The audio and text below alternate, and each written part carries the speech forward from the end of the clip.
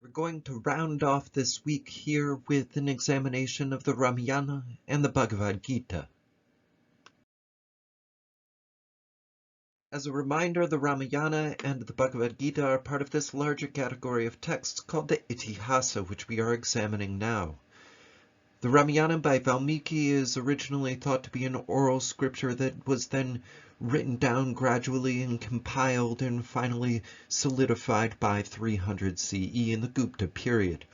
This is similarly the case with the Mahabharata by Vyasa, written down around 400 BCE and then finally compiled into its final form the way we have it translated into modern English much later periods, but that essential version in various Indian languages exists from about 300 CE. These are contemporaneous with the establishment of the Puranas, which are a group of category of texts which we will examine soon. Now, the Rāmāyaṇa, as I previously indicated, is an incredibly influential text.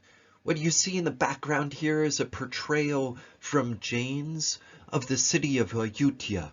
So Ayodhya is a city, it's a sort of mythical city that is symbolically important for groups that are not necessarily Hindu as well. This gold carving depiction of the legendary Ayodhya is at the Ajmer Jain temple, and you may be able to see in the background here these sort of windows. That's an entire second story. So you could look in at this carving from the first story and walk around it and walk around it and then walk upstairs to the second story of the temple and look in those windows on the carving as well, just to give you a sense of the scale. The concept of Dharma is an overbearing theme in the epic of the Rāmāyaṇa.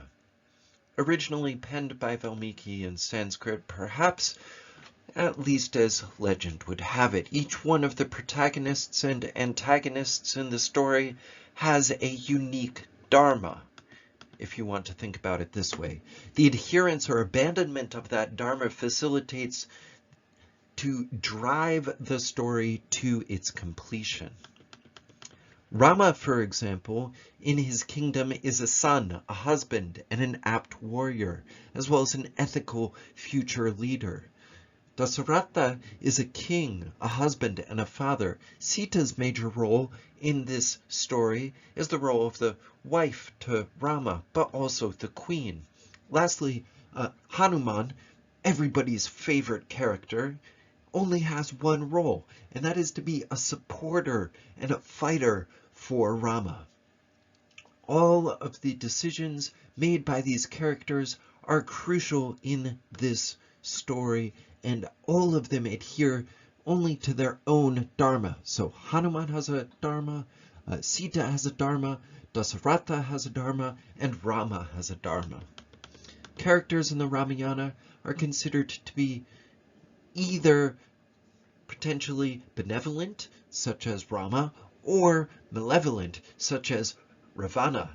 But the demon king Ravana, the malevolent demon king, also has their own Dharma.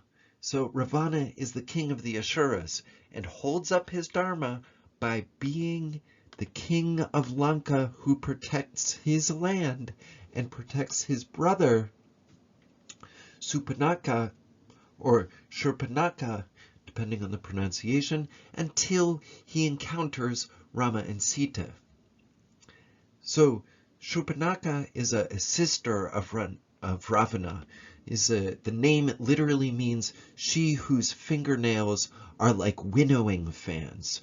And Shurpanaka lives her life in abandon, which is in a sense her Dharma as well. Although there is no defined role that she plays per se, she functions to aid the Asuras in attempting to destroy Rama. Ravana and Shurpanaka overstep the boundaries of their Dharma, however, and therefore never achieve their moksha and never achieve liberation or liberation from Atman. Therefore, they perish by the hands of those who do uphold their dharma, in this case, Rāma. Decisions made by Rāma serve as the driving force for the plot. These decisions are influenced by his dharma and his right conduct. In the beginning of the story, Kaikeyi asks King Dasaratha for 2 boons: to position her son Bharata as the next king of Ayodhya and to send Rama away for 14 years to live in the forest in exile. When Rama hears of this, he agrees to the condition, and serving his duty as his son to his parents, thus upholding his dharma, he goes into exile. Upon hearing that Rama will be sent away, Sita chooses to follow him, thus upholding her dharma. She also fulfills her duty and dharma as Rama's wife by remaining loyal later in the story as well. King Dasaratha has his own duty, his own dharma as king in this early stage of the plot of the Rāmāyaṇa as well. It is indecent for him to take back his word of honor he has given to his wife that he will satisfy any wish that she may ask for. So it would be indecent for him to not send Rama into exile. Hanuman has accepted his dharma.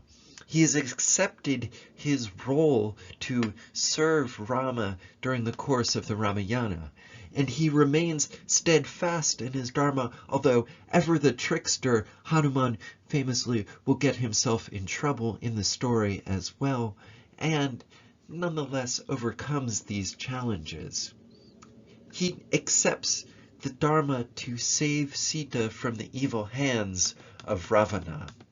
There are many instances in the Rāmāyaṇa where conflicts arise over principles. When Dasaratha agreed to his wife Kaikeyi's demands, he was letting down the people of his kingdom, from preventing them from living under the perfect king Rama, and letting down his son Rama by going against his promise, but upholding his promise to Bharata. So upholding dharma can have adharmic consequences in some instances. Now, Rama himself also seems to act adharmically in 2 situations. One, while he is on the quest of saving his wife from Ravana, when he kills Bali. Bali and Bali's brother Sugriva are in a battle for power when Rama shoots an arrow into Bali from hiding behind him. Bali labels this as a dishonorable act for Rama, did not assess both the arguments from Sugriva and Bali when he chose to side with Sugriva, letting down the dharma of being a fair warrior. Another situation in the plot where Rama acts against his dharma is at the end of the Rāmāyaṇa, where he refuses to accept Sita back as his wife. She, in turn, uses fire, the test of fire, the purest element, to prove that she is honorable. Rama, however, disregards the comments made against him and justifies his actions as dharmic for the people of his kingdom, although adharmic for his wife. Lastly, when Hanuman visits Ravana to learn about the whereabouts of Sita, he is caught by the Asuras, the demons. When released, he sets the kingdom of Ravana, Lanka, on fire, killing innocent civilians in the process. Somewhat a dharmic act, to say the least. One could justify this act as a dharmic act, however, as a moral upholding of the dharma, as he did help to eliminate some of the Asura demons. But Hanuman also forgoes his dharma by his blind submission to Rama. These events fail to properly follow the rules of dharma. Thus, you have both dharma and adharma in the conception of the Rāmāyaṇa. In this slide, you see a portrayal of the field of dharma, a battlefield, from a Balinese artistic perspective. Dharma means duty in the Gīta's context, right and wrong, the eternal law of righteousness, although few verses explicitly deal with it. In chapter 1, responding to Arjuna's despondency, Krishna asks him to follow his Svadharma, the dharma that belongs to a particular man, Arjuna, as a member of a particular varna, i.e. the Kshatriya varna. Now, according to the scholar Paul Hacker, the term dharma has additional meanings in the context of Arjuna. It is broadly the duty and a metaphysically congealed act for Arjuna. According to Jacqueline Hurst, the dharma theme is of significance only at the beginning and end of the Gītā. So the beginning of the text and the end of the text. And this might have been a way to perhaps link the Gītā to the rest of the Mahabharata. According to another scholar, Malinar, Arjuna's crisis and some of the arguments put forward to call him to action are connected to the debates of war and peace in the Udyoga Parva, another text. The Udyoga Parva presents many views about the nature of the warrior and the warrior's duty and what it calls heroic action, while Duryodhana presents it as a matter of status, social norms, and fate. Vidura states that the heroic warrior never submits, knows no fear, and has a duty to protect people. Now, the Bhishma Parva sets the stage, as this sort of text sets the stage for two ideologies in conflict and two massive armies to gather for what each considers a righteous and necessary war. So here you're having just war, right? In this context, the Gītā advises Arjuna to do his holy duty, Svadharma, as warrior, and fight to kill. Now, Barbara Miller, another scholar of some note, frames heroism not in terms of physical abilities, but instead of terms of inner and outer commitment to fulfill a warrior's dharma in the battlefield, a responsibility to self and a responsibility to society as a whole. War is depicted as a horror, however, and the impending slaughter a cause for self-doubts, yet at the stake is the spiritual struggle against evil itself.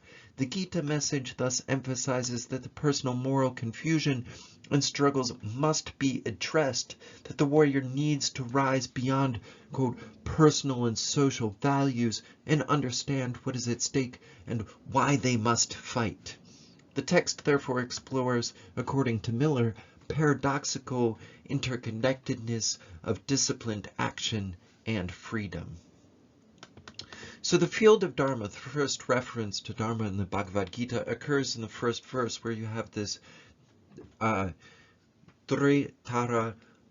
Shtra, which refers to Kurukshetra, the location of the battlefield as the field of Dharma. So this is the field of righteous truth. According to a very famous Indologist, Fowler, Dharma in this verse may refer to the Sanatana Dharma, what Hindus understand to be their religion, for it is a term that encompasses wide aspects of religious and traditional thought and is more readily used for religion. Therefore, field of action implies the field of righteousness, where truth may eventually triumph, at least in a metaphysical sense. According to Jacqueline Hurst, the field of Dharma phrase in the Gītā epitomizes the struggle that concerns Dharma itself. This Dharma has resonances at many different levels, she says. Now, there are other interpretations that are quite prominent. For example, Sarvapalli Radhakrishnan, who was a professor at Oxford and the second president of India, saw the field of Dharma as the world, Bhavsagar, which is a battleground for moral struggle. So the entire world is this metaphorical battleground where this battle is sort of constantly taking place. There are other understandings that emphasize this as an allegory of war. Unlike other religious scriptures, the Bhagavad Gītā broadcasts its message in the center of the battlefield. Several modern South Asian writers have interpreted the battlefield as a setting, as an allegory of the war within, which is interesting because this actually has resonances with the inner struggle, the inner jihad of Islamic interpretations, right? So there's an outer struggle which might be metaphorical for pursuing or getting rid of evil in the world, which could be done through charitable acts, or an inner struggle, which could be a meditative pursuit. So those are two meanings of the word struggle, jihad, in Islamic contexts. So this is actually perhaps blending some influence there, but perhaps just sui generis, that emphasis being created from the Bhagavad Gītā context itself, that this is a metaphorical inner struggle. For example, a modern thinker, Swami Vivekananda, interprets the first discourse in the Gita as well as the Kurukshetra war as an allegory. Vivekananda states that, quote, "When we sum up its esoteric significance, it means that the war which is constantly going on within man between the tendencies of good and evil." Now, Swami Vivekananda is a modernist, right? So turn of the century through early 20th century. So when he's writing man, he really means all humans in that sense. A thinker that you might be familiar with, Mahatma Gandhi, in his commentary on the Bhagavad Gītā, interprets the battle as, quote, "an allegory in which the battlefield is the soul, and Arjuna, man's higher impulses struggling against evil." In this sense, Mahatma Gandhi, also a 20th century writer here, perhaps portraying or giving away a little bit of his chauvinism, emphasizing man, but nonetheless, in this context, we understand that to be all humans. In Aurobindo's view, Krishna was a historical figure, but his significance in the Gita is a, quote, "symbol of the divine dealings with humanity," while Arjuna typifies, quote, "the struggling human soul."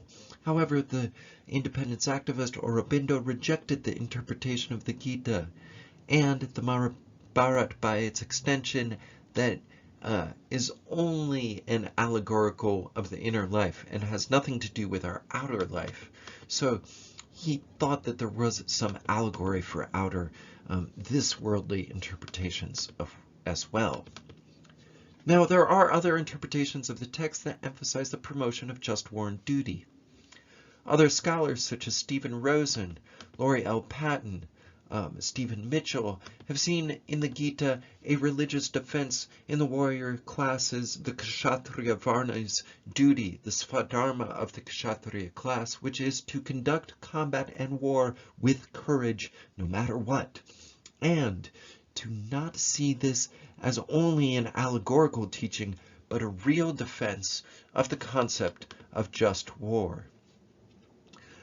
Indian independence leaders like Lala Lajpat Rai and Bal Gangadhar Tilak saw the Gita as a text which defended war when necessary, and used it to promote armed rebellion against colonial rule. Lajpat Rai wrote an article on the message of the Bhagavad Gita in support of an anti-colonialist rebellion. He saw the main message as bravery and courage of Arjuna to fight like a warrior.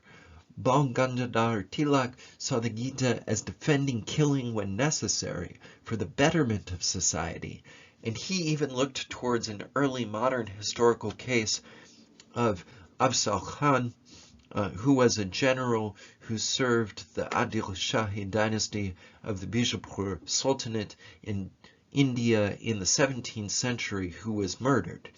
He played an important role in the southern expansion of the Bijapur Sultanate, subjugating the Nayaka chiefs who had taken control of the former Vijayanagara territory. But Bal Gangadhar Tilak justified the killing here, saying it was justified because of the Gita. So very strong political implications of that.